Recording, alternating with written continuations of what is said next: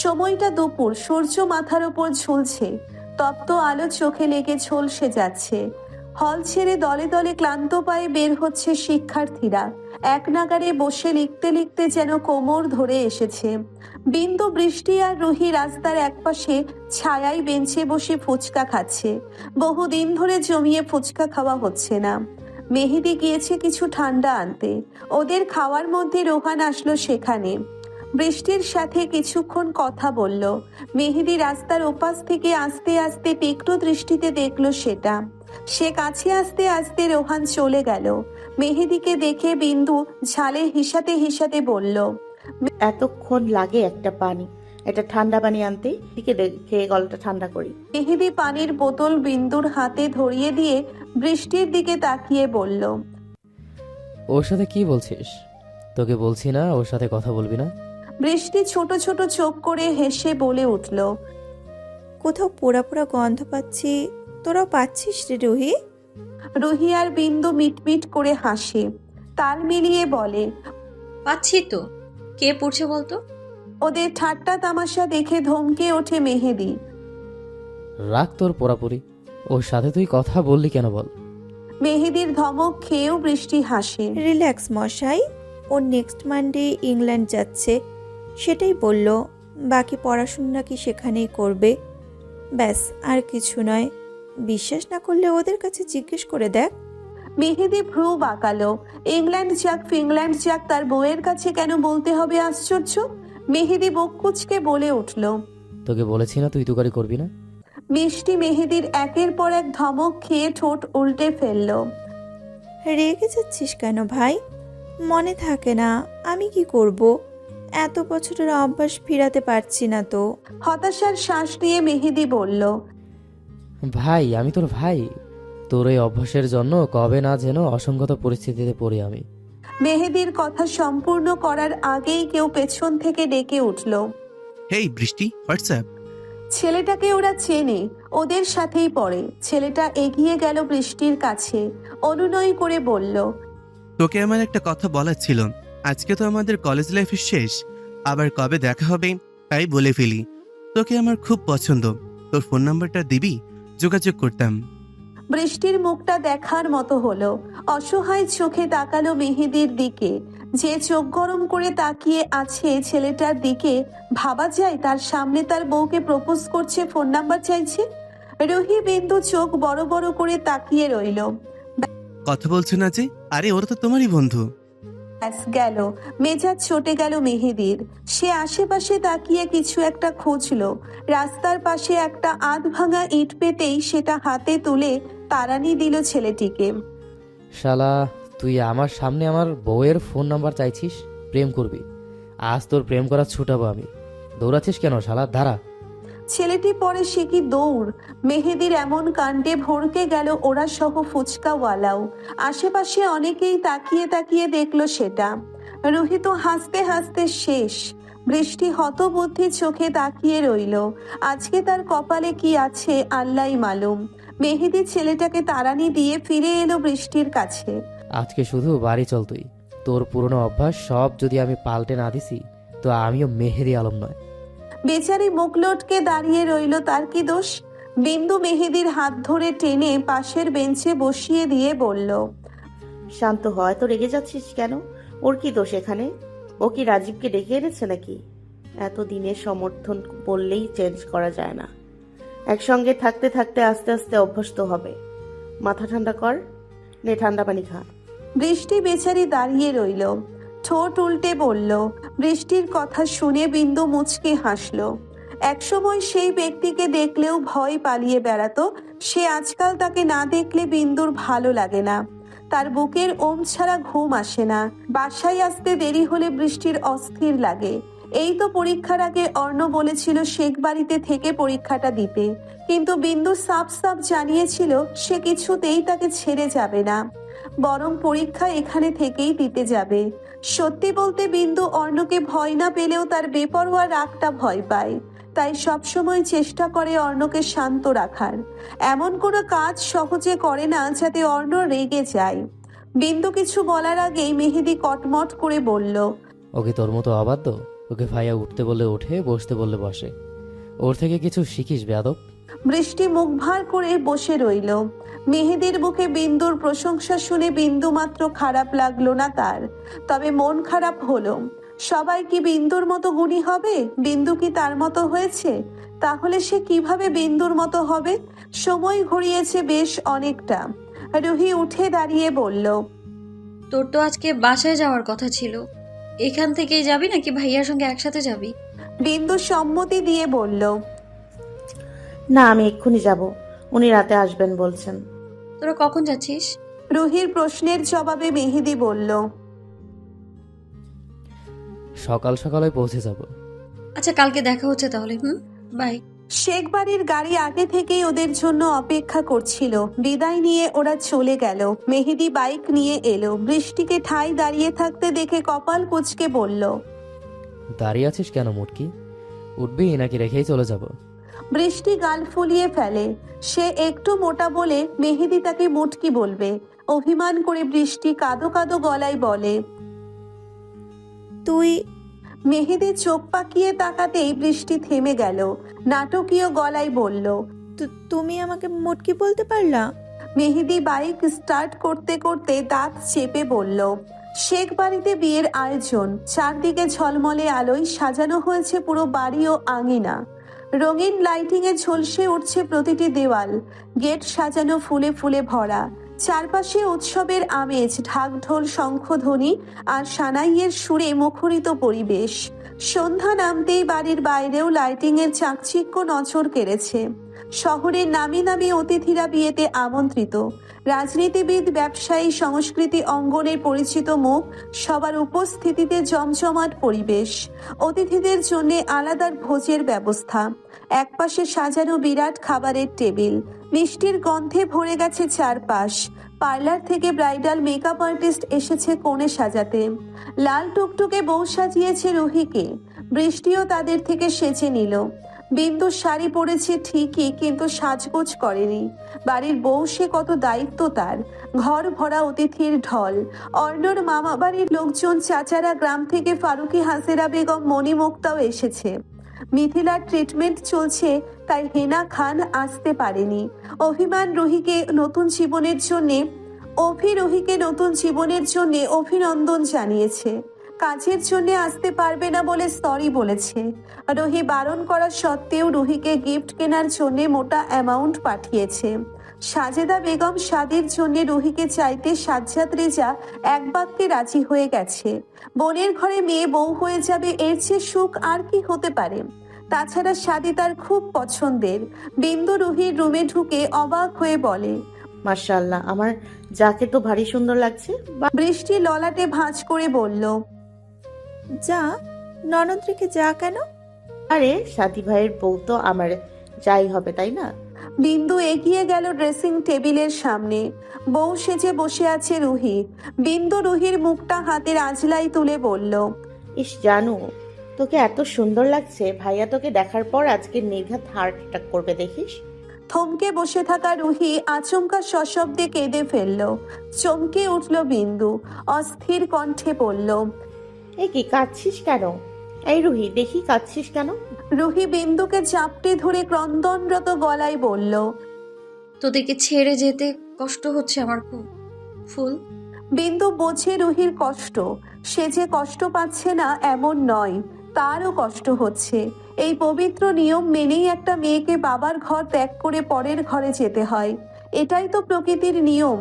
বৃষ্টি বিন্দু চাপটে ধরে রুহিকে। তিনজনই কাঁদে। এখন থেকেই তাদের জীবনটা বদলে যাবে। স্বামী সংসার নিয়ে ব্যস্ত হয়ে পড়বে। লেখাপড়ার ফাঁকে দেখা হলেও আড্ডা হবে না আগের মতো। বিন্দু নিজের কান্না গিলে বড়দের মতো করে বলল, ধুর, কাঁদছিস কেন পাগলি?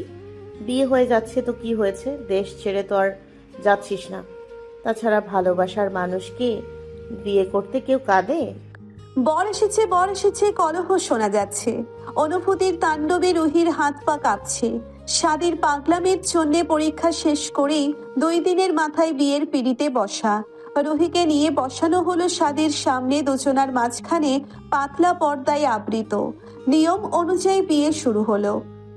কবুল বলার সময় রুহির ভীষণ কান্না পেল। কাবিন প্রপারে সাইন করতে হাত কাঁপছিল তার। চারদিকে আলোকসজ্জার ঝলকানি আর ফুলের গন্ধে ভরে আছে পরিবেশ। ক্যামেরা আর ভিডিওগ্রাফির আলো ঘুরে বেড়াচ্ছে অতিথি ও আত্মীয় স্বজনদের চারপাশে। বিয়ে সম্পন্নর পর চাদরটা সরিয়ে ফেলা হবে। কাজিনরা বড় একটা আয়না এনে বসলো ওদের ঘিরে। সাদির আর রুহির মাথার ওপরে চাদর দিয়ে ঢেকে রাখা হলো। সাদি অস্থির হয়ে আছে রুহিকে এক পলক দেখার জন্য। এখনো পর্যন্ত একটিবারের জন্যেও মেয়েটির মুখটা দেখার সুযোগ মেলেনি তার। শুধু রুহির কান্নার আওয়াজ পেয়েছিল বিয়ের আসরে। আয়নাটা দুজনের মাথা একসঙ্গে আয়নার সামনে এনে দিয়ে বিন্দু সাদিকে বলল, আয়নায় কি দেখতে পাচ্ছেন ভাইয়া? রুহির ঘোমটা সরিয়ে দিল বৃষ্টি। সাদি যেন পলক ফেলতে ভুলে গেল। তার কল্পনার চেয়েও বেশি সুন্দর লাগছে মেয়েটিকে। সে তো রুহিকে এভাবেই দেখতে চেয়েছিল নিজের বউ রূপে। সাদির বুকে কি যে শান্তি লাগছে। সে বুকে হাত রেখে বিড়বিড় করে আওড়ালো। আমার সর্বনাশ দেখছে। সবাই হৈ হৈ করে উঠল। একইভাবে রুহিকে প্রশ্ন করা হলো। রুহি আর চোখে চাইল সাদির দিকে। অদ্ভুত অনুভূতি হচ্ছে তার। আজকে থেকে লোকটা আর প্রেমিক নেই, পবিত্র বন্ধনে আবদ্ধ তারা। রুহি মাথা নিচু করে মৃদু গলায় বলল, আমার স্বপ্নের পুরুষকে। শুরু হলো বিদায়। ঘরের ভেতর কান্নার ঢেউ উঠেছে। চারপাশে আত্মীয় স্বজনদের হাহাকার। হাসি ঠাট্টায় ভরা ঘরটা যেন মুহূর্তেই ভারী হয়ে গেছে। সে কি কান্না রুহির? রুহি একা নয়, বিন্দু, বৃষ্টি, মীরা, ঝুমা সকলের চোখেই পানি। সাজ্জাদ রেজার চোখের পাতা ভেজা। রুহি বাবাকে জড়িয়ে ধরে কাঁদে। ভদ্রলোক মেয়ের কপালে চুমু খেয়ে সান্ত্বনা দিল। সকালে দেখতে যাবেন বলে আশ্বস্ত করলো। মীরা মেয়েকে আদর করে কতগুলো উপদেশ দিল। অর্ণ বোনকে একপাশে জড়িয়ে ধরে গাড়ির কাছে এগিয়ে গেল। বোনের মাথায় চুমু খেয়ে গাড়িতে তুলে দিল। সাদি এখনো বাহিরে। অর্ণ সাদির দিকে তীক্ষ্ণ চোখে তাকিয়ে গম্ভীর গলায় শোধালো, আমার বোনকে তোর হাতে তুলে দিলাম। কোনো অযত্ন বা অমর্যাদা যেন না হয়। আজকের পর আর কখনো যেন ওর চোখে পানি না দেখি। কখনো যদি এমন দিন আসে, সেদিনই হবে তোর বাড়িতে ওর শেষ দিন। সাদি ডোন্ট কেয়ার ভাব নিয়ে বলল, রাগ তোর ভাইকে রে, ও এখন আমার বউ। তোর থেকে অধিকার আমার বেশি। নিতে আসিস, পা ভেঙে হাতে ধরিয়ে দেব। বিরক্তে কপাল কুঁচকে এলো অর্ণর। সে ক্রুদ্ধ গলায় ধমকে শুধালো, চাঁপড়ে দাঁত ফেলে দেবো বেয়াদব। বউয়ের বড় ভাইয়ের সাথে কেমন বিহেভিয়ার করতে হয় জানিস না? তিরিং বিরিং করবি, বোন রেখে দিয়ে ঘাট ধরে পাঠিয়ে দেবো। আরে যা যা, বালের সমুদ্রে তুই আমার। অর্ণ বিরক্তিকর শ্বাস নিল। বিন্দু ড্যাব ড্যাব করে দুই বন্ধুর ঝগড়া দেখলো। ওদের এমন কাণ্ডে মারিদ হতাশ হয়ে বলে, থাম ভাই তোরা, আর তুই একটু নতুন জামাইয়ের মতো ভদ্র বাচ্চার ন্যায় থাক। সাদি চোখ মুখ কুঁচকে ফেলল। সে নতুন জামাইয়ের মতো থাকবে কেন? সে কি এই বাড়িতে নতুন এসেছে? জানালা দিয়ে বৃষ্টি, মেহেদি, বিন্দু রুহিকে সান্ত্বনা দিল। সাদি গাড়িতে উঠে বসলো রুহির পাশে। রুহি তখন গুনগুন করে কাঁদছে। বারবার মনে পড়ছে শৈশবের ছোট ছোট স্মৃতি। দোরগোড়ায় বসে পুতুল খেলা, বাবার কোলের মাথা রেখে ঘুমিয়ে পড়া, ভাইয়ের সাথে ঝগড়া আর মায়ের বকুনি। আজ সবকিছু যেন দূরে চলে যাচ্ছে, আর কখনো সেইভাবে পাওয়া যাবে না। সাদি রুহির কান্না দেখে ধমকে উঠে বলল, মরা কান্না কাচ্ছিস কেন? তোকে নিয়ে কি মেরে ভাগিয়ে দিব নাকি? এমনভাবে কাচ্ছিস মনে হচ্ছে তোকে নিয়ে আমরা অত্যাচার করব। সাদির ধমক খেয়ে রুহির কান্না বৃদ্ধি পেল। সে জানে এটা জীবনের নিয়ম। সংসার করতে হবে, নতুন এক ঘরে মানিয়ে নিতে হবে। তবুও বুকের ভিতরটা ফাঁকা ফাঁকা লাগছে। এসব ভাবনাতেই বারবার চোখ ভিজে ঝাপসা হয়ে যাচ্ছে রুহির পৃথিবী। সাদি ফোঁস করে নিঃশ্বাস ফেলে বলল, কাঁদিস না জান, তোর কান্না দেখে আমারও কান্না পাচ্ছে। আমি কাঁদা ধরলে কিন্তু গাড়ি ভাসিয়ে দেব। তারপর রুহিকে জড়িয়ে ধরে ফের বলল, শুধু শুধু কান্না করে মেকআপ নষ্ট করে লাভ আছে? ওখানে কি নতুন কাউকে মানিয়ে নিতে হবে? সব আমরাই তো। আরে ভাই, এবার তুই কান্নাকাটি থামা, নয়তো কান্না বন্ধ করার জন্য অন্য পন্থা অবলম্বন করব। সাজেদা বেগম নতুন বউ ঘরে তুলে নিয়ম কানুন মেনে রুহিকে উপরে সাদির রুমে পাঠিয়ে দিল। এক ফাঁকে এসে নিজের হাতে কটা পোলাও খাইয়ে দিয়ে গেছে। রুহির সঙ্গে তার দুটো মামাতো বোন এসেছে। সারফরাজ আর সাদির কাজিনদের পাওয়া মিটিয়ে রুমে ঢুকতে ঢুকতে বেশ রাত হয়ে গেল সাদির। নিজের ঘরটাই যেন আজ নিজে চিনতে পারছে না। ফুলের ঘ্রাণে মোমো করছে রুম। ফুলে ভরা বিছানার মাঝে ঘোমটা দিয়ে গুটিসুটি মেরে বসে আছে রুহি। সাদির বুকে যেন সুখের জোয়ার বইছে। না, এতগুলো টাকা দেওয়াটা বেশি মনে হয়নি এখন। ওরা তার যে বাসরের জন্য এত আয়োজন করেছে, জানলে আরো কিছু বকশিস দিয়ে আসতো। সাদি আস্তে আস্তে খাটের কাছে গেল, নিঃশব্দে বিছানায় উঠে বসলো। যেই না রুহির ঘোমটাটা উপরে তুলবে, অমনি রুহি একটানে ঘোমটা তুলে চোখ গরম করে বলল। আসতে এতক্ষণ লাগে? লন্ডন থেকে প্লেনে চড়ে আসছিলেন নাকি? আকস্মিক রুহির এমন কথায় তাজ্জব বনে গেল সাদি। সে হাই হুতাশ করে বলল, কোথায় ভাবলাম এসে বউয়ের চাঁদের মতো লাজুক মহস্ত্রী দেখব, এখন দেখি শিউরণচণ্ডী রূপ ধারণ করেছে। আমার উপর এমন অবহেলা কেন বউ? রুহি বিরক্ত হয়ে বলল, এখন তারপরে বাজে কথা। এই ভারী সাজগোজ নিয়ে আর কতক্ষণ এইভাবে বসে থাকবো আমি? ও এই কথা, এই তো এসে গেছি, চলো আমি সবকিছু খুলে দিচ্ছি। সাদির কথা শুনে চোখ বড় বড় হয়ে এলো রুহির। শুনুন তো অশুভ লোক, ফুপি বলেছে আপনি রুমে আসে দুজন মিলে নফল নামাজ আদায় করতে। সাদি সম্মতি দিয়ে মাথা নাড়ল।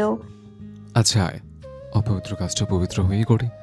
সাদির বেফাস কথায় লজ্জা পেল রুহি, তবুও চুপচাপ অজু করে দুজনে নফল নামাজ আদায় করে নিল।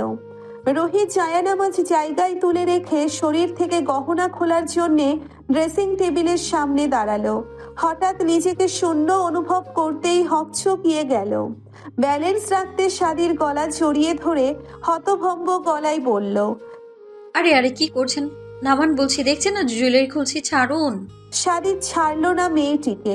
বিছানায় এগিয়ে যেতে যেতে বলল, আজকে থেকে দায়িত্ব আমার জানেমান, পড়ার দায়িত্ব তোর, আর খোলার কর্তব্য আমার। স্বামী স্ত্রীর সমান সমান অধিকার। সাদি রুহিকে বেডে শুইয়ে দিতেই রুহি লাজুক গলায় বলল, কি করছেন, সরুন। অনেক অপেক্ষা করিয়েছিস, আজকের বাধা দিস না হাঁপানো রোগী। তোকে কাছে পাওয়ার জন্য ভেতরটা বড্ড ছটফট করছে। বেশ অসহায় শোনায় সাদির কণ্ঠস্বর। রুহি লজ্জায় হাঁসফাঁস করে কাঁপা কাঁপা গলায় বলল, জুয়েলারি খুলেনি। সাদি খুলে দিতে দিতে বলল, আমি দিচ্ছি, নিজের হাতে খুললেই না বাসরাতে ফিল আসবে। হাতের গলার গহনা খোলা শেষ হলে সাদি রুহির গালে হাত বুলিয়ে নেশাক্ত গলায় বলল, হাঁপানো রোগী, অনুমতি দিয়েছিস তোকে সম্পূর্ণ নিজের করার? রুহি তীব্র লজ্জায় আড়ষ্ট হয়ে যায়। সাদি অধৈর্য হয়ে বলল, কথা বল হাঁপানো রোগী, আমি যে তোকে কাছে পাওয়ার জন্য মরিয়া হয়ে আছে। তুই কি শুনতে পাচ্ছিস না আমার বুকের অধৈর্য ধ্বনি? প্লিজ আমার এই দহন নিভিয়ে দে। রুহি মুখে কিছু না বলে সাদির বুকে মুখ গুজে দিল। ব্যাস, সাদি রুহির সম্মতি পেয়ে গেল। হাসি ফুটে উঠল তার ঠোঁটে। সে রুহির ওষ্ঠ যুগল আঁকড়ে ধরে, প্রগাঢ় চুম্বন করে রুহির ঘাড়ে গলায় টুকরো টুকরো চুমু এঁকে দেয়। আস্তে আস্তে করে রুহির পুরোটাই দখল করে নিল। ভয়, লজ্জা আর সুখময় যন্ত্রণা মিশ্রিত অনুভূতির আবেশে ভেসে যাচ্ছে রুহি। অন্ধকার গভীরে অনুভূতির আবেশে দুটি হৃদয় খুঁজে পেল এক আশ্রয়, যেখানে নিস্তব্ধতার মাঝেই জন্ম নিল আলো। এই মিলন শুধু নয় শরীরের, এ মিলন বিশ্বাসের, শান্তির, যেখানে একে অপরের স্পর্শে অন্ধকারও হয়ে ওঠে পবিত্র। ভোরের আলো ফুটতেই চারপাশে যেন এক অদ্ভুত প্রশান্তি নেমে এলো। রাতের অন্ধকার কাটিয়ে সকালটা একেবারে নতুন করে শুরু হলো। রুহি টিপ টিপ করে আধো আধো ক্লান্ত মাখা চোখ মেলে তাকালো। তার সারা শরীরটাই যেন অবশ অবশ লাগছে, এক অচেনা ব্যথায় জর্জরিত সর্বাঙ্গ। রুহি নড়ে চড়ে পাশ ফিরে তাকাতেই থমকে গেল। সাদি মাথার নিচে হাত রেখে কাঁধ হয়ে শুয়ে তার দিকেই তাকিয়ে আছে পলকহীন চোখে। দুজনের শরীরেই পাতলা চাদর টানা। আর রুহি লজ্জায় নিজেকে একটু আড়াল করে, ফের তাকায় সাদির দিকে। লোকটা ধ্যানে তাকিয়েই রয়েছে। আর রুহি আমতা আমতা করে লাজুক গলায় বলল, সকাল সকাল সাদির কথা শুনে চোখ কুঁচকে এলো রুহির। কে কার ভার্জিনিটি কেড়ে নিয়েছে? রুহি বিরক্ত হয়ে বলে ওঠে, সকাল সকাল কি যা বাজে বকছেন আপনি? বিয়ে করার খুশিতে পাগল হয়ে গেলেন নাকি? সাদি ওষ্ঠ যুগল মেলে হাসে, রুহির গালে হাত রেখে বলে, দেখছি আমার ভার্জিনিটি কেড়ে নিয়ে কিভাবে শান্তিতে ঘুমাচ্ছিস। তোর জন্মই হয়েছিল আমার এই সর্বনাশ করার জন্য। তা বোধহয় হয়েছে জানেমান। তোকে নিজে করে পাওয়ার আনন্দে আমার সত্যি সত্যি নিজেকে বেশ আমার লাগছে। আমি কি পাগল হয়ে গেলাম হাঁপানোটা কি? এত খুশি আমায় পেয়ে? কিছুটা অবাক হয়ে জিজ্ঞেস করে রুহি। সাদি মাথা নাড়ল। তুই আমার অনেক সাধনার ফল হাঁপানোটা কি। তোকে পাগলের মতো ভালোবাসলেও তোর থেকে দূরে থাকাটা যে কতটা কষ্টের তা কেবল আমিই জানি। আমি তোকে মুখে মুখে ভালোবাসি না, অন্তরের অন্তঃস্থল থেকে ভালোবাসি। তুই এইভাবে সারা জীবন আমার থেকে যাবি, কথা দে।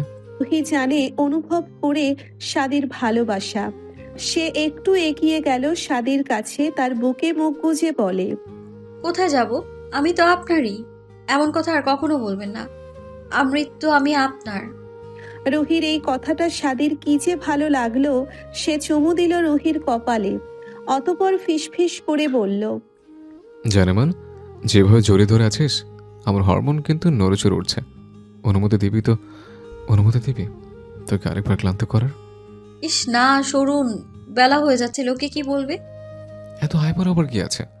নতুন বইয়ের এমনিতে দেরি হয়, এটা সবাই বোঝে। তবুও সরুন, আমি উঠবো। ফুপি নিশ্চয়ই একা একা সামলাচ্ছে সবকিছু। আমি গিয়ে একটু হেল্প করি।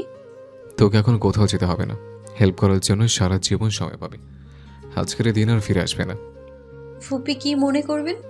মৃদু গলায় বলল রুহি। সাদি জবাবে বলে, আমার মা এখন থেকে তোরও মা। আজকে থেকে ফুপি বাদ, মা ডাকবি, মনে থাকবে? রুহি মাথা নাড়ল। হুম। সাদি রুহিকে কাছে টেনে নিতেই রুহি লাজুক গলায় মিনমিন করে বলল। রুহির কষ্ট হচ্ছে বুঝতে পেরে সাদি থেমে গেল। সে তার হাঁপানি রোগীকে কষ্ট দিয়ে সুখ পেতে চাই না। আর রুহির গালে চুমু দিয়ে বলল, আচ্ছা, তোর কথাই মানলাম। বাকি সব ভালোবাসা রাতের জন্য তোরা রইল, ঠিক আছে? সকাল প্রায় 9টার কাছাকাছি। ওড়নার আঁচলে মুখের ঘাম মুছতে মুছতে রুমের দিকে এগিয়ে যাচ্ছে বিন্দু। চোখে মুখে চিন্তা আর ভয়ের ছাপ। অনেক মাস পর মণিমুক্তাকে পেয়ে সেখানে ঘুমিয়ে পড়েছিল। যদিও সে গতকাল রাতে অর্ণর জন্য অপেক্ষা করেছিল রাতে। অনেক রাত হওয়ার পরেও যখন অর্ণ এলো না, তখন ওদের সাথে রুমে গল্প করতে গিয়েছিল। ওরাও জোর করলো, আর সেও যেন কিভাবে ঘুমিয়ে গেল বুঝতেই পারেনি। নিশ্চয়ই লোকটা রেগে আগুন হয়ে আছে। সকালে ঘুম থেকে উঠে এসেছিল রুমে, তখন অর্ণ রুমে ছিল না। তবে বিছানা এলোমেলো দেখে বুঝেছিল অর্ণ রাতে রুমেই ছিল। তার কপালে কি আছে আল্লাহই মালুম। এত কাজ ফাঁকে যে আসবে সেটারও সুযোগ মেলেনি। বিন্দু রুমে প্রবেশ করতেই পা থমকে গেল। সকালে যে সে কফির কাপটা পাঠিয়েছিল সেটা টুকরো টুকরো হয়ে পড়ে আছে ফ্লোরে। বিন্দু ভীত নয়নে চোখ তুলে চাইল অর্ণর দিকে। সোফার পিঠ এলিয়ে হাতলে দুই পাশে দুই হাত মেলে পায়ের উপর পা তুলে বসে আছে সে। তীক্ষ্ণ স্থির নেত্র তার দিকেই। বিন্দু এক পা পিছিয়ে নিয়েও থেমে গেল। এই মুহূর্তে তার পিছু পদক্ষেপ যে হবে আরো একবার ভুল সিদ্ধান্ত। অর্ণকে রাগিয়ে দেওয়া মানেই তার কপালে শনি রবি সব একসঙ্গে আসবে। বিন্দু কম্পিত চিত্তে পিলপিল পায়ে হেঁটে যেতে লাগলো অর্ণর কাছে, যেন শিকার নিজেই হেঁটে যাচ্ছে হিংস্র বাঘের কাছে। অর্ণর শীতল তীক্ষ্ণ দৃষ্টি বিন্দুর কম্পন তরতরিয়ে বাড়তে লাগলো। অর্ণ পা দোলানো থামিয়ে উঠে দাঁড়ালো বিন্দুর নিকটে। বিন্দুর গালে হাত রেখে শীতল গলায় শুধালো, তোমার কলিজাটা একটু ছিঁড়ে দেখলে কেমন হয় বলো তো বিবিজান? অর্ণর এমন ভয়ঙ্কর কথা শুনে কলিজা শুকিয়ে যায় বিন্দুর। গলাটা কেমন মরুভূমির ন্যায় শুকিয়ে গেছে। বিন্দু ফাঁকা ঢোক গিলে বলল, কর্নেল সাহেব, সরি, আমি আসলে বিন্দুর কথা শেষ হবার আগেই অর্ণ খপ করে তার শ্বাসনালী আটকে দিল। আকস্মিক অর্ণর আক্রমণে চমকালো থমকালো বিন্দু। অর্ণর হাতের বাঁধন খুব জোরেও না আবার আলতোও না। তবুও বিন্দুর নিঃশ্বাস নিতে কষ্ট হচ্ছে। ভয়ে হিম হয়ে আসছে তনুমন। অর্ণ বিন্দুর গলা চেপে ধরে হিড়হিড় করে বিন্দুর মুখটা টেনে নিল নিজের মুখ বরাবর। হুঙ্কার ছেড়ে বলল, তোর সাহস হলো কি করে আমাকে ইগনোর করার? এত সাহস কই পেলি তুই? কিছু বলছি না দেখে মাথায় চড়ে বসেছিস, তাই তো? কথা বলছিস না কেন? কথা বন্ধ হয়ে গেছে? বলেছিলাম না অবাধ্য হওয়া আমার পছন্দ নয়? বলেছিলাম, কেন হলি তাহলে? বিন্দুর চোখ মুখ লাল হয়ে এসেছে।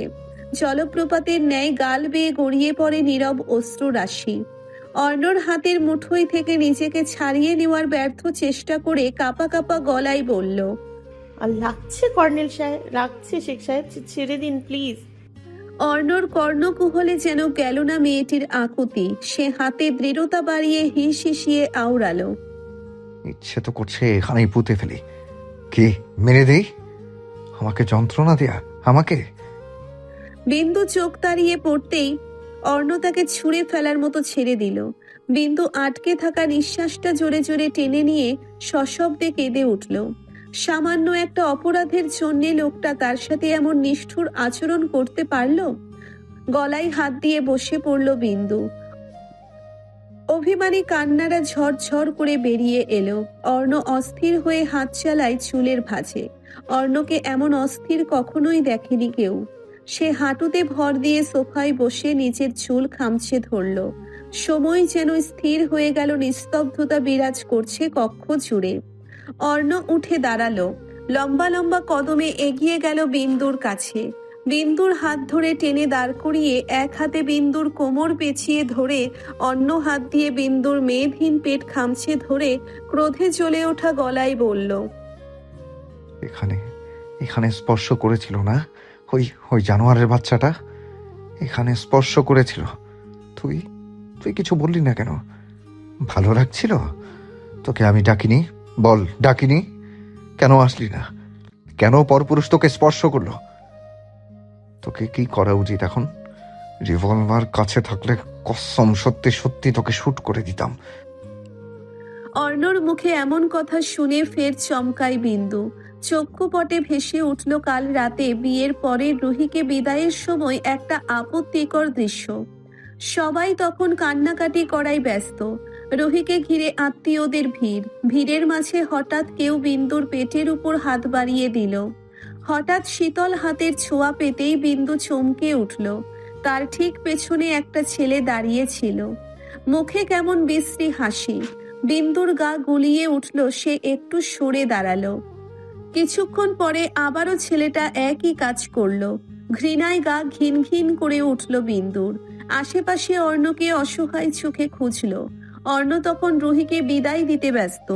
বিন্দুর পেটের কাছে শাড়ির পিনটা খুলে বোধহয় কোথাও পড়ে গেছে। বিন্দু এতক্ষণ খেয়াল করেনি সেটা।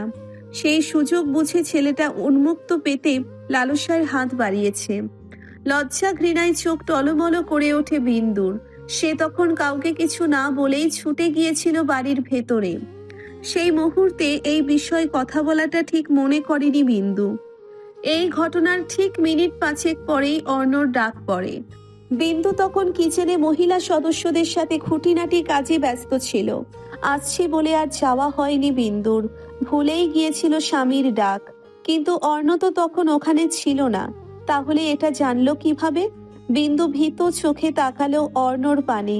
অর্ণর বুনো দৃষ্টি দেখে কলিজা শুকিয়ে গেল তার। পেটের চামড়া পোড়াচ্ছে।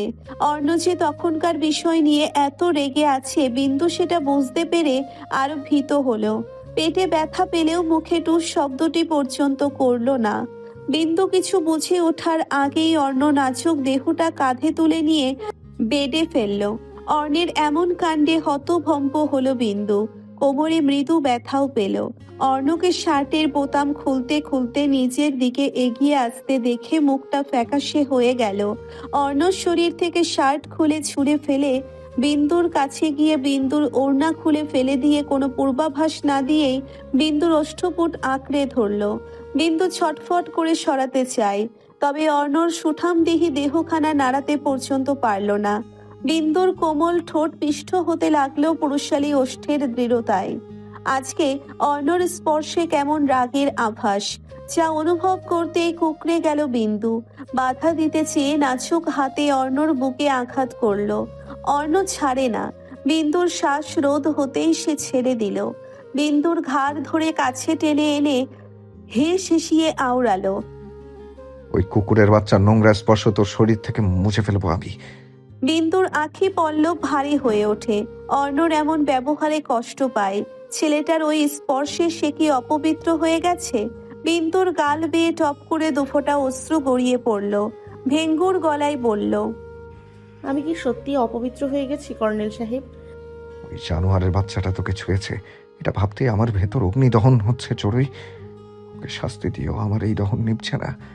আমাকে শান্ত কর, না হলে আদারওয়াইজ আমি সবকিছু জ্বালিয়ে দেবো। অর্ণর কথায় চিন্তিত হলো বিন্দু। ভীত গলায় বলে। কি কি করছেন? কি করেছেন তার সাথে? অর্ণ ক্রূর হাসল। আমার কলিজায় হাত দিয়েছে, আর আমি এমনি এমনি ছেড়ে দেবো ওকে? অতটাও ভালো মানুষ আমি নই।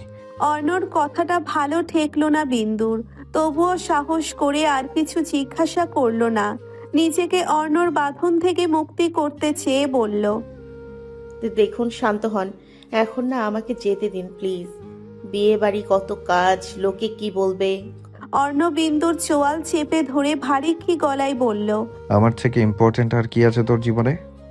আমার থেকেও যদি তোর কাছে বেশি কিছু ইম্পর্ট্যান্ট হয়ে থাকে, তবে সেটা আমার মেনে নেওয়া অসম্ভব। তুই শুনে রাখ, তোর জীবনে আমার চেয়ে বড় জায়গা আর কারো থাকবে না, আর তুই আমার চেয়ে বেশি প্রায়োরিটি অন্য কিছুকে দিতে পারবি না। আমি তোর প্রথম, শেষ আর একমাত্র অগ্রাধিকার। বিন্দু ঢোক গিলে তবুও বাধা দেয়। কিচেনে রান্নার আয়োজন চলছে। সে বলে এসেছে যাবে আর আসবে, দেরি হলে খুঁজবে না। বাহিরে চাচা চাচির যদি কিছু প্রয়োজন হয়, তারা কি এখানে কিছু চেনে? কর্নেল সাহেব, বলি শেষ হবার পূর্বেই অর্ণ ঠোঁট গাঢ় চুমু খেলে। শুনুন। বলি শেষ হবার পূর্বেই অর্ণ ঠোঁটে গাঢ় চুমু খেলো। পুনরায় ওষ্ঠযুগল দখল করে নিল অর্ণ। কথা বলার সুযোগ পর্যন্ত দিচ্ছে না অর্ণ। শক্ত করে একটা চুমু খেয়ে ছেড়ে দিল। আমি না ছাড়লে তুই যেতে পারবি? কার এত বড় কলিজা আছে তোকে কথা শোনাবে? তুই ততক্ষণে ছাড় পাবি না যতক্ষণে না আমি চাইবো। আর একটা কথা বলবি, চাপড়ে গাল লাল করে ফেলবো। অর্ণ প্রগাঢ় চুম্বন করে বিন্দু হাঁপায়। ঠোঁট নেড়ে বলতে চাই কিছু, অর্ণ সেই সুযোগটুকুই দিল না। কাদো কাদো হয় বিন্দুর মুখ। অতঃপর বিন্দু নিজেকে ধাতস্থ করে। কি আর করার, কি দরকার বাক্যে খেপিয়ে তোলার? বিন্দু প্রথমে ভয় পেলেও কিন্তু অর্ণের বুকের ভিতরটা যখন আশ্রয়ের মতো জড়িয়ে ধরল তাকে, তখন ধীরে ধীরে ভয় মিলিয়ে গেল। শুধু দুজনের নিঃশ্বাস, হৃদয়ের স্পন্দন আর হাতের নরম সংস্পর্শ। পৃথিবীর সব শব্দ, সব আলো, সব ব্যস্ততা এক মুহূর্তের জন্যে যেন দূরে সরে গেছে। সময় থেমে গেছে। শুধু ঘনত্ব, শ্বাস আর এক নিঃশব্দ ঘনিষ্ঠতা রয়ে গেছে কক্ষ জুড়ে। সকাল গড়িয়ে দুপুর হয়েছে। সবাই যাচ্ছে শাদির বাড়িতে। সাজ্জাদ রেজা দুহাতে খরচ করলেও শাদিকে করতে বারণ করেছে। কি দরকার শুধু শুধু ছেলেটার অযথা বাড়াবাড়ি টাকা খরচ করার? সবাই তো নিজেরাই। শাদি মানেনি সেটা। সে চাই ছোটখাটো করে একটা রিসেপশন রাখতে। সেই অনুযায়ী শেখ বাড়ির সবাই আর শাদির আত্মীয় স্বজন নিয়েই অনুষ্ঠানটা হচ্ছে। বিন্দু কিচেনে বাসি খাবারগুলো গুছিয়ে রাখছে। লম্বা ভেজা চুলগুলো পিঠে ছড়িয়ে আছে। মাথায় ওড়নাটা হিজাবের মতো পেঁচিয়ে রাখা। সত্যি সত্যিই তাকে কেউ ডাকেনি। হতাশার শ্বাস নেয় বিন্দু। যদি কেউ একটু ডাকতো তাহলে সে কি একটু আগে ভাগে ছাড়া পেত না? সবাই দুশ্মন তার। কতটা কষ্ট করে অর্ণর থেকে ছুটে এসেছে। ঘাড় দ্বারা লোকটা সারা সকাল তাকে রুমেই আটকে রাখলো। ভাইয়া তোকে খুব ভালোবাসে না রে বিন্দু? অন্যমনস্ক বিন্দু হকচকিয়ে গেল আচমকা মুক্তার কণ্ঠস্বর শুনে। বেখেয়ালে বলে ওঠে। বলছি ভাইয়া তোকে খুব ভালোবাসে, তাই না? বিন্দু কাজ করতে করতে জানতে চাইলো। একদিনেই কিভাবে বুঝলি? বোঝার জন্য সারা জীবন লাগে না, এমনিতেই বোঝা যায়। এই যে তোর ভালোবাসার চিহ্ন, হাজার ব্যস্ততার মাঝেও নিজের কাছে আটকে রাখা, এটাই তো ভালোবাসা। ঠিক বললাম কিনা বল? দুষ্টু হেসে ঠোঁটে ইশারা করে বলল মুক্তা। মুক্তার কথা শুনে বিন্দু লাজুক হাসলো। শরীর ঢাকলেও ঠোঁট ঢাকবে কি দিয়ে? লোকটা ক্ষোভ তার নিষ্পাপ ঠোঁটের উপরেই করলো। মুক্তা ফের জিজ্ঞেস করলো, তুই সুখে আছিস তো বিন্দু? আমি অনেক সুখে আছি মুক্তা। আল্লাহর কাছে এত সুখ কখনো চাইনি। উনি একটু রাগী, কিন্তু আমাকে খুব ভালোবাসে। অর্ণ হয়তো মুখে কখনো ভালোবাসার কথা বলেনি, তবে বিন্দু ভালোবাসা অনুভব করে। ভালোবাসি না বলেও ভালোবাসা যায়, শুধু ভালোবাসা অনুভব করতে হয় বিন্দু করে। অর্ণর নিষ্ঠুরতার মধ্যেও বিন্দু ভালোবাসা খুঁজে পায়। বিন্দুকণা, অচেনা কণ্ঠস্বর শুনে বিন্দু আর মুক্তা দুজনেই পেছন ফিরে চাইল। চারজন অর্ধবয়স্ক মহিলা পুরুষ। এদের বিন্দু বিয়েতে দেখছে কাল। কারা এরা? গতকাল এক মনে তাকিয়ে থাকতে দেখছিল নিচের দিকে। অদ্ভুতভাবে পুরুষ দুটোর সাথে মীরার চেহারার অনেকটাই মিল আছে। একজন পুরুষ এগিয়ে এসে বিন্দুকে বুকে জড়িয়ে ধরে অপরাধী গলায় বললেন, কেমন আছিস মা? আকস্মিক এমন ঘটনায় চমকায় ভরকায় বিন্দু। অন্যজন এগিয়ে এসে বলেন, কত বড় হয়ে গেছিস, সেদিনের বিন্দুর বিয়েও হয়ে গেল। বিন্দু ফ্যাল করে তাকিয়ে আছে। কারা এরা? কি সব আবোল তাবোল বলছে। পিছু পিছু মীরা ঢোকে কিচেনে। তিনি বিন্দুর প্রশ্নবিদ্ধ দৃষ্টি দেখে বলেন, এরা তোর মামা মামি। এটা বড় মামা, আর এটি তোর ছোট মামা। এটা বড় মামি, আর এই হচ্ছে ছোট মামি।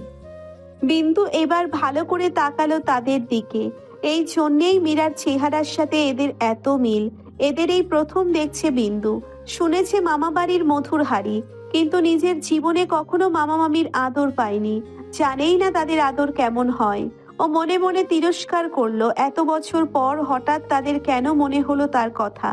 বিন্দু তাচ্ছিল্য করে বলল, আমার কাছে কি চায়? মীরা সহ সবার মুখে অন্ধকার নামলো। বড় মামা বললেন, আমি আপনাদের ওপর কেন রাগ করব? কে হন আপনারা? বেশ শক্ত গলায় বলল বিন্দু। মীরা মেয়েকে বোঝানোর চেষ্টা করে বলেন, এটা কেমন ব্যবহার বিন্দুকণা? ওনারা তোমার মামা, ভদ্র ভাষায় কথা বলো। বড় মামা বলে উঠলেন, আমাদের উপর রেগে আছিস তাই না মা? ওকে কিছু বলিস না মীরা, আমাদেরই তো দোষ। আমাদের ক্ষমা করে দিস মা। আমরা তোকে অবহেলা করে নিজের বোনের চিন্তা করেছিলাম শুধু। বিন্দুর চোখ টলমল করে উঠল। সে পেছনের কিছুই মনে করতে চায় না। এরা কেন মনে করিয়ে দিচ্ছে? এদের এই ক্ষমা ধুয়ে খাবে? শুনেছে তারা নাকি বেশ অর্থবিদ্য লোক। তারা থাকতেও বিন্দু অভাব অনাদরে বড় হয়েছে। এটা কি ভোলা সম্ভব? বিন্দু নিজেকে সামলে নিয়ে শক্ত গলায় বলল, আমার কোনো নানা মামা নেই। আমি এতিম। শুনতে পেয়েছেন? আমি এতিম। নিজেদের এই নরবরের সম্পর্ক নিয়ে কখনো বিরক্ত করবেন না আমাকে। ছুটে বেরিয়ে গেল বিন্দু। মীরা মেয়ের চলে যাওয়ার পানে অশ্রুসিক্ত নয়নে তাকিয়ে আছে। বিন্দুর মামা মামিও অপরাধীর মতো দাঁড়িয়ে থাকে। তাদের ভুল না, এটা ভুল নয়, পাপ করেছে তারা। সেটা তারাও বুঝতে পারে। তবে এখন যে অনেকটাই দেরি হয়ে গেছে। সাদির বাড়িতে ছোট করে অনুষ্ঠান হয়। সারফারাজ, সাদি আর রুহিকে নিয়ে শেখ বাড়িতে ফিরে আসে। সাজ্জাদ রেজা বোনকেও আসার জন্য বলেছিল। সাজ্জাদ বেগম পড়ে যাবেন বলেছেন। নতুন জামাইয়ের জন্য বাহারি আয়োজন চলছে শেখ বাড়িতে। ভাগিনা তাতে কি সে এখন এই বাড়ির জামাই। অর্ণ সাদি বাসায় নেই, তাই রুহি আর বিন্দুও খুঁটিনাটি সাহায্য করছে। বৃষ্টি আর মেহেদি সাদির বাড়ি থেকেই ফিরে গেছে। বাড়িতে প্রবেশ করে বৃষ্টি নিজের রুমের দিকে যেতেই মেহেদি বাদ সাধলো। ওদিকে কোথায় যাচ্ছিস? কোথায় যাচ্ছি মানে? রুমে কেন? পাল্টা প্রশ্ন করে বৃষ্টি। মেহেদি এগিয়ে এসে বলল, আজ থেকে তুই আমার রুমে থাকবি। বৃষ্টি অবাক হয়ে বলে, কি বলছো? তোমার রুমে থাকবো কেন? মেহেদি দাঁতে দাঁত চেপে বলল, স্ত্রী স্বামীর রুমে কেন থাকে জানিস না? কথা বেচাবি না বৃষ্টি, আমাদের এক্সাম শেষ। আর বাধা কিসের? তুই এখন থেকে আমার সাথে আমার রুমে থাকবি, এটাই আমার শেষ কথা। বৃষ্টি আমতা আমতা করে বলল, আমার লজ্জা লাগে। বাসার সবাই কি মনে করবে? হ্যাঁ, তারা তো তোর মতো বলদ। অযথা কথা না বাড়িয়ে সোজা আমার রুমে চল। বৃষ্টি মোচড়া মুচড়ি করে দাঁড়িয়ে। ওর ভীষণ লজ্জা লাগছে মেহেদির রুমে থাকতে। মেহেদি বিরক্ত হয়ে বৃষ্টিকে কোলে তুলে নিয়ে বলল, আমার কোলে চলে যাবি সেটা বললেই তো হয়, ঢং করার কি আছে? বৃষ্টি গাল ফুলিয়ে ফেলে। সে ঢং করছে এটা মেহেদি বলতে পারলো? মেহেদি নিজের রুমে গিয়ে বৃষ্টিকে নিজের নরম বিছানায় শুইয়ে দিল। মেহেদির কাণ্ডে হতভম্ব হলো বৃষ্টি। সে তড়িঘড়ি করে নিজেকে ছাড়িয়ে নিতে চেয়ে বলল, আরে আরে কি করছো? সরো তো। উফ। মেহেদি চাপটে ধরে চুমু খায় বৃষ্টির ঠোঁটে। ছাড়ার জন্য কি ধরেছি? বৃষ্টি বুঝলো আজকে তার নিস্তার নেই। সে মেহেদিকে ঠেলে সরিয়ে দিতে দিতে বলল, ফ্রেশ হবে না? সরো তো, এসেই শুরু হয়ে গেল। মেহেদি ভারিক্কি গলায় বলল। একসাথে ফ্রেশ হব, কাছে আয় আদর করি। বৃষ্টি লজ্জায় গুটিয়ে গেল। যখন তারা একে অপরকে কাছে পেল, মুহূর্তটা যেন স্থির হয়ে গেল। কেবল শরীর নয়, মনও একে অপরের সাথে মিশে গেল। হালকা স্পর্শ, নিঃশ্বাসের মিল, সবকিছু এমন ঘন হয়ে উঠল যে সময় নিজেই যেন থেমে গেছে। এই নীরব ঘনিষ্ঠতায় বলা বা দেখানো কিছু প্রয়োজন হয় না, শুধু চোখের চোখে বোঝাপড়া, হাতের অদৃশ্য স্পর্শ, বুকে মাথা রাখা, এটুকুই যথেষ্ট। মনে হয় পৃথিবীর সব অশান্তি, সব ভয়, সব একাকিত্ব লুপ্ত হয়ে গেছে। এটা কেবল শারীরিক নয়, এক ধরনের মানসিক মিলন, যেখানে একে অপরের উপস্থিতি থেকে গভীর শান্তি, নিরাপত্তা আর প্রেম অনুভব হয়। এমন মুহূর্তে তাদের হৃদয় একে অপরের জন্য ধীর স্বরে ধকধক করে, আর তারা জানে এই সংযোগ শুধু আজ নয়, বরং চিরস্থায়ী। শেখ বাড়িতে মেজমানের আয়োজন করা হয়েছে। আজকে অনামিকা রুচির মৃত্যুবার্ষিকী। এত কলহের মধ্যেও নিত্যদিনের চেয়ে বাড়িটা একটু নিস্তব্ধতাই লাগছে। শোক ছড়িয়ে পড়েছে শেখ বাড়ির আনাচে কানাচে, যেন পুরনো শোকটা হৃদয়ে জাগ্রত হয়েছে নতুন করে। মীরা এক হাতে বাড়ির ভেতরের মেহমানদারি সামাল দিচ্ছে, অতিথিদের বসানো সবকিছু নিখুঁতভাবে করছে। এতিম শিশুদের খাবারের ব্যবস্থাও করেছেন। সতীনের মৃত্যুবার্ষিকী নিজের হাতে করছেন, অথচ তার চোখে নেই কোনো অসন্তোষের ছায়া, নেই কোনো বিদ্বেষ, বরং একটা অদ্ভুত শান্তি, সংযম আর গাম্ভীর্য। সে সারা জীবন কৃতজ্ঞ থাকবে অনামিকা রুচির কাছে। তার জন্যেই যে সে সাজ্জাদ রেজার মতো ভালো মনের দায়িত্ববান মানুষটাকে পেয়েছেন একটা ভরা সংসার। এই যে আজকে দিনটায় সাজ্জাদ রেজার মুখটা মলিন হয়ে যাবে, চোখে হারানোর বেদনা দেখবে, তবুও মীরার হিংসা হবে না। 365 দিনের মধ্যে একটা দিন অনামিকা রুচির হলে ক্ষতি কি? লোকটা যে তাকেও কম ভালোবাসে না। গোপনে দীর্ঘশ্বাস ছেড়ে সবকিছুতে পর্যবেক্ষণ করায় মনোযোগ দিল মীরা। রুহি আছরের নামাজ আদায় করে দেওয়ালে টাঙানো মায়ের ফ্রেম বাঁধানো ফটোর কাছে গিয়ে দাঁড়ালো। পাশেই টাঙানো মীরার ছবি। একসঙ্গে দুই মাকে একই স্থানে রেখে দিয়েছে সে। একজন পৃথিবীতে এনেছে আর একজন পৃথিবীটা চিনিয়েছে। হঠাৎ গালে উষ্ণ ঠোঁটের অস্তিত্বে কিঞ্চিত কেঁপে উঠল অন্যমনস্ক থাকা মেয়েটি। তবে মোটেও সে বিচলিত হলো না। সে যে জানে এটা তার ব্যক্তিগত পুরুষ। সাদি রুহিকে পেছন থেকে জড়িয়ে ধরে গালে চুমু খেয়ে বলল, কি দেখে সেখানে দাঁড়িয়ে? মায়ের সাথে কাটানো স্মৃতি হাতড়ে দেখছিলাম, কিন্তু পেলাম না। মায়ের মুখের কোনো আকৃতির ছাপই মনে পড়ছে না। ভরাট কণ্ঠে বলে ওঠে রুহি। সাদি টুক করে ফের চুমু খেল রুহির মলিন গালে। আমি কিভাবে জানো? তখন তো তুই খুব ছোট্ট ছিলে। রুহি মায়ের মুখের দিকে তাকিয়ে জিজ্ঞেস করে, তখন আমার বয়স কেমন ছিল সাদ ভাই? আপনি তো দেখেছিলেন তাই না? আমার মা বাস্তবে কেমন ছিল দেখতে? আমার মনে থাকবে না। তখন 77, 78 ওল্ড আমার। তোর বয়স তখন মেবি 5 বছর, 5.5 বছর হবে। হয়তো ছোট বয়সের স্মৃতি মনে না থাকাটা অস্বাভাবিক কিছু না। সে দেখতে তার বাচনভঙ্গি ছিল একদম অর্ণের মতো। স্বভাব চরিত্র ছিল সেম, খুবই বিচক্ষণ এবং গম্ভীরতা ছিল। উপরে শক্ত দেখালে ভিতরটা ছিল কোমল। রুহি মনোযোগ দিয়ে শুনল স্বামীর কথাটুকু।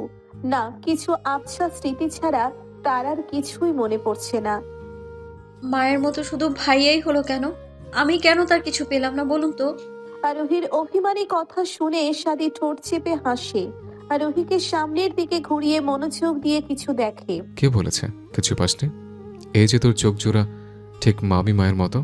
তুই জানিস তোর মতো মামুনের ডান গালও একটা কালো তীর ছিল। তুই কিছু মিল পেলেও তবে তার স্বভাব ভঙ্গি অন্যই পেয়েছে। তুই জানিস এই শহরে বেস্ট সাইকোলজিস্ট ছিলেন তিনি। আমিও মায়ের মতো ডক্টর হতে চাই সাদ ভাই।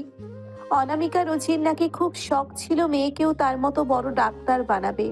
এটা একদিন বাবার মুখে শুনেছিল।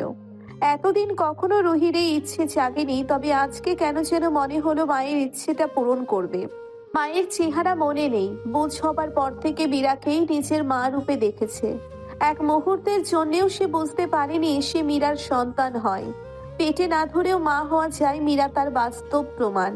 সে দুই মাকেই যথেষ্ট ভালোবাসে, সম্মান করে।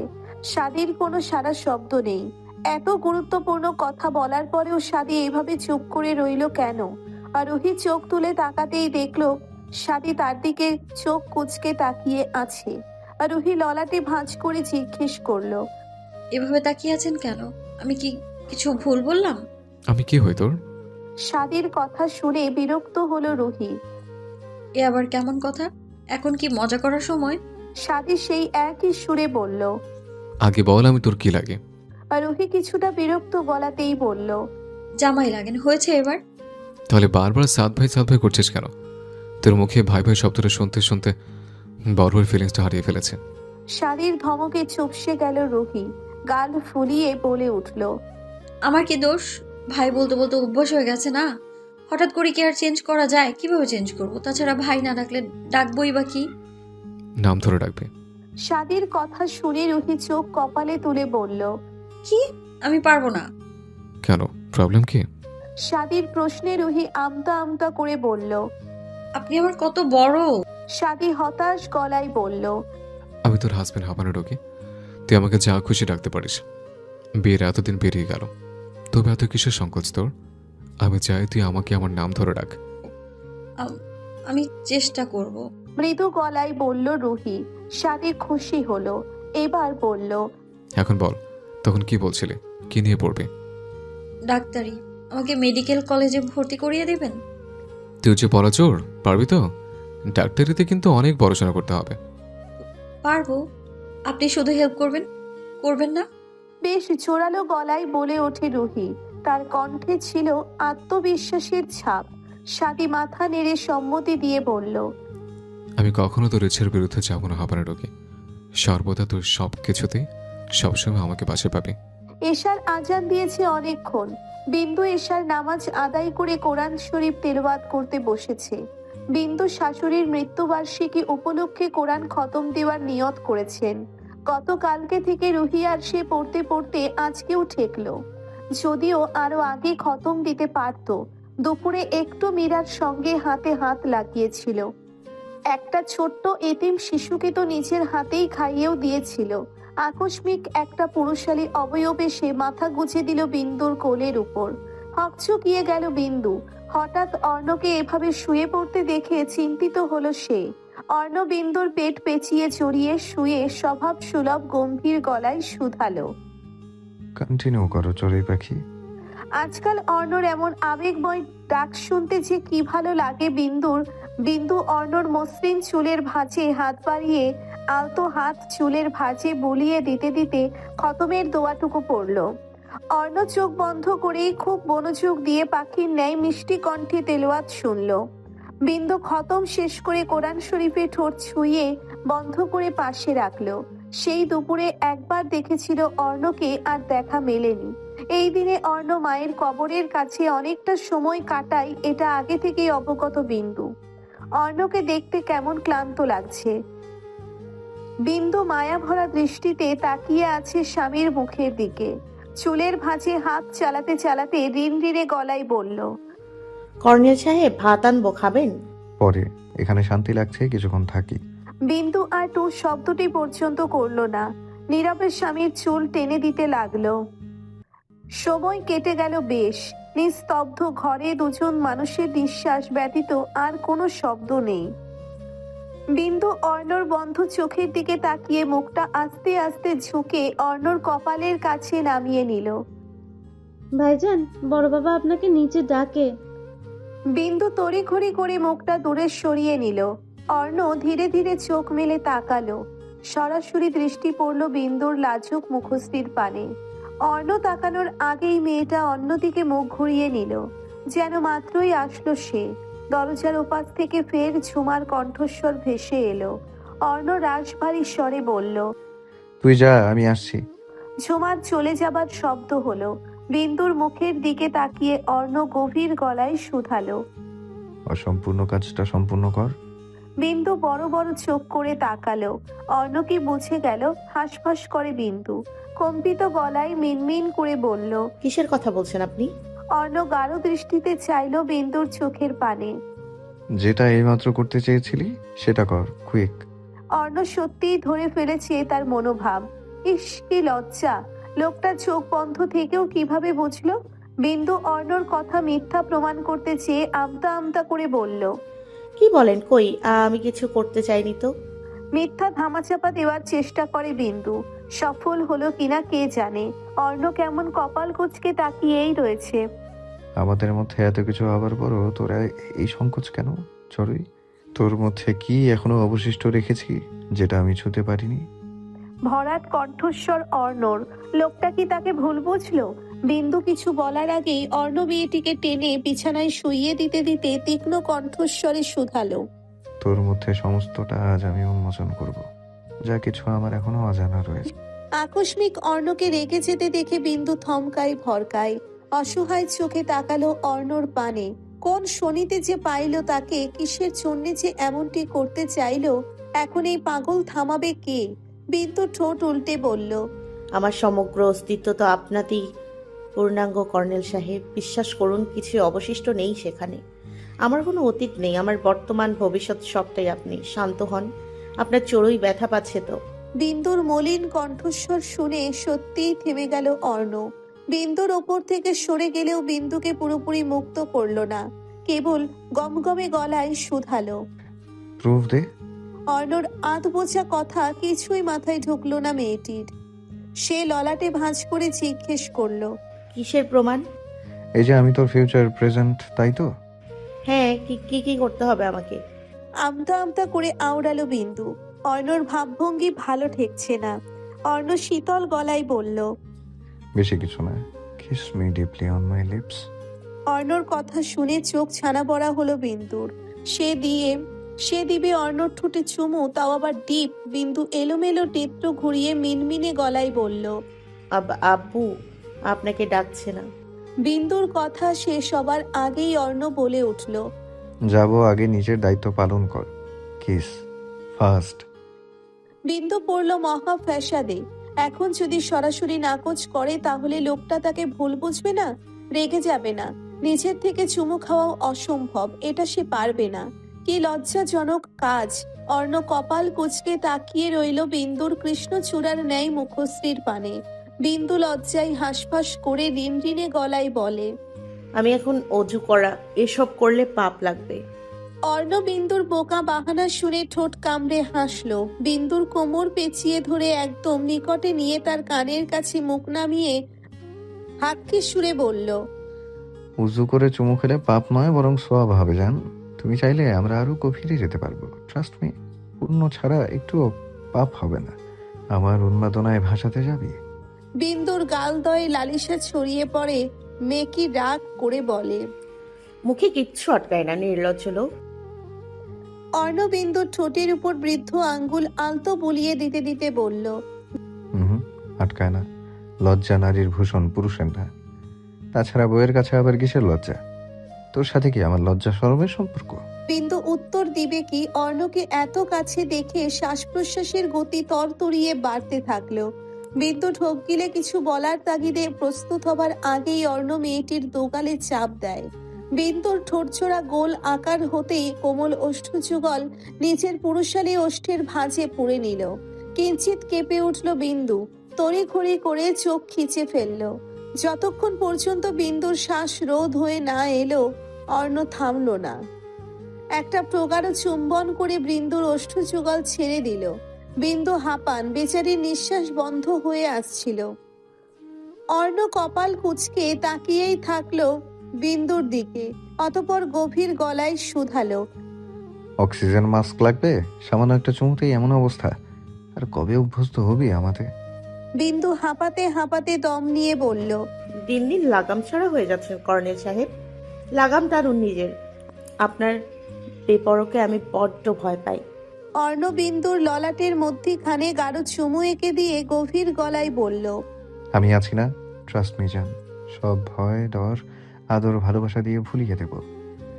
শেখ বাড়ির সবাই উপস্থিত রাতের ডিনার টেবিলে। বিশাল টেবিল জুড়ে রয়েছে বাহারি রকমের খাবার। টুকটাক কথার ফাঁকে চলছে খাওয়া দাওয়ার পর্ব। মীরা আর ঝুমা খাবার সার্ভ করেছেন। ডাইনিং রুমের মৃদু স্তব্ধতা ভেঙে সাদি বলে ওঠে, আগামীকাল সকালে কিন্তু আমাদের যেতে হবে মামু। কথাটা শুনে জবাবে মিয়া বললেন, যেতেই হবে, আর একটা দিন থাকা যায় না? সাদি এক পলক রুহির দিকে তাকালো। মেয়েটা আগে থেকেই তার দিকে তাকিয়েছিল। হঠাৎ বাড়ি যাওয়ার কথা শুনে বোধহয় আবার অবাক হয়েছে। আমি খাবার খেতে খেতে গম্ভীর গলায় বলল, না, অলরেডি 4 দিন থেকেছে। ছুটির বাকিটা সময় মায়ের সাথে বাড়িতে কাটাতে চাই। সাদি এমন কথার প্রেক্ষিতে আর কিছু বলার উপেক্ষা রাখে। রুহির একটু মন খারাপ হলেও শ্রদ্ধেয় স্বামীর কথার অমান্য করলে না। সাদির বেশি দিন ছুটি নেই। অর্ণ বাড়তি ছুটির কথা বললেও বিয়ের জন্য এক্সট্রা ছুটি নেয়নি সাদি। হয়তো তার প্ল্যান অন্য কিছু। সাজ্জাদ রেজা গম্ভীর গলায় বলল, তোমরা যেতে চাইলে তো আর আমি বাধা দিতে পারি না। রুহি এখন ও বাড়ির বউ, ওটাই ওর ঠিকানা। এতটুকু বলেই থামলো ভদ্রলোক। পুনরায় বলল, রুহানি চলে যাচ্ছে, বিন্দু মামনিও চলে যাবে। দুটো মেয়ে একসাথে চলে গেলে বাসাটা একদম ফাঁকা ফাঁকা লাগবে।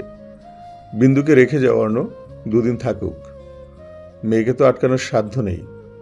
ঘরের লক্ষ্মী থাকুক, নয়তো ঘরটা একদম ফাঁকা ফাঁকা লাগবে। বিন্দু আর চোখে চাইলো অর্ণর দিকে। এই বাবা এত কথা বললে লোকটার মুখের পর্যন্ত নেই। নির্লিপ্ত ভঙ্গিতে খেতেই আছে।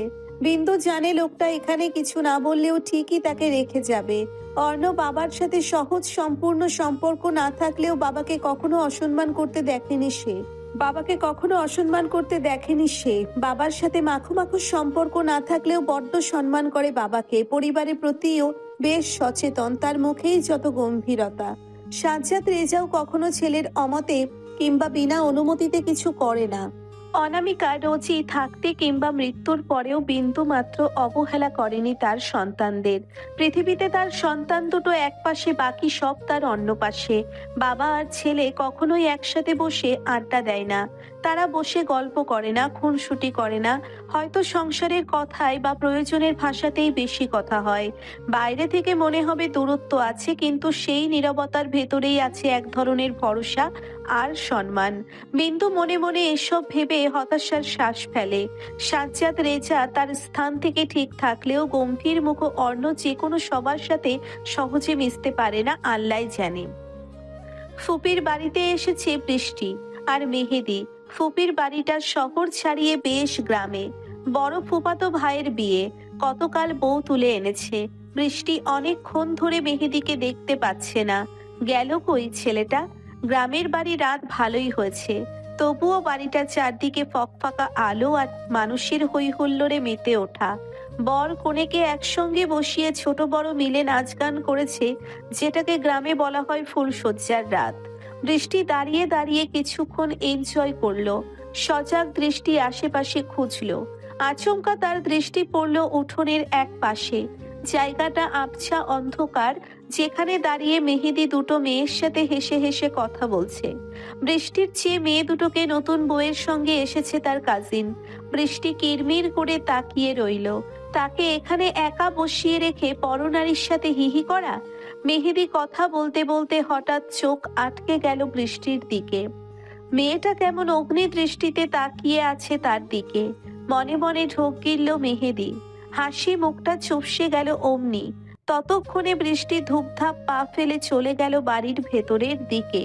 মেহেদি মেকি হেসে আমতা আমতা করে বলে, আপনাদের সাথে পরিচয় হয়ে ভালো লাগলো আপু। আবার পরে কথা হবে। ভালো থাকুন, আসি।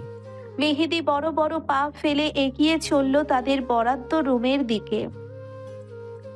বৃষ্টি আগেই ঢুকে দরজা আটকানোর পায়তারা করলো। মেহেদি জোর করে ঢুকে পড়ল রুমের মধ্যে। বৃষ্টি রাগী চোখে তাকিয়ে কটমট করে বলল, এখানে কি চাই? বউ চাই। মেহেদির আহ্লাদি কথা শুনে আরো তেতে চায় বৃষ্টি। কিসের বউ? কার বউ? এখানে কোনো বউটও নেই। যা, রুম থেকে বের হ বলছি। মেহেদির শুকনো ঢোক গিলল। বউ যে বেজায় খেপেছে ঢের বুঝতে পারছে সে। তুমি থেকে তুইতে এসেছে।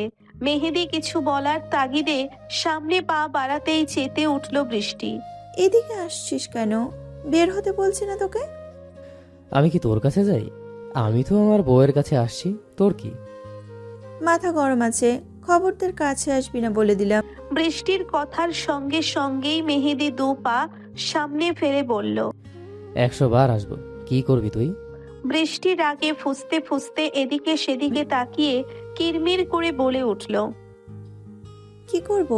কাছে এসে দেখ, একদম মেরে নাক ফাটিয়ে দেব। আকস্মিক মেয়েটার এমন কথায় ভরকাই মেহেদি। আহম্মক বনে গেল সে। কি সাংঘাতিক কথা! বেচারা সঙ্গে সঙ্গে দুহাতে চেপে ধরল নিজের অতি গুরুত্বপূর্ণ অমূল্য সম্পদ। ঢোক গিরে গলায় অসহায়ত্ব ঢেলে বলল, এত কিছু থাকতে আমার টুনটুনির ওপরেই তোর কোন নজর পড়লো কেন রে বৃষ্টি? কথাটা বলে নিজেকে ধাতস্থ করে দুষ্টু হেসে পুনরায় বলল, এটা কাটলে যে আমার থেকে তোরই ক্ষতি বেশি শোনা। জিনিস আমার হলে কি হবে, সে তো তোর জন্যই লাফালাফি করে।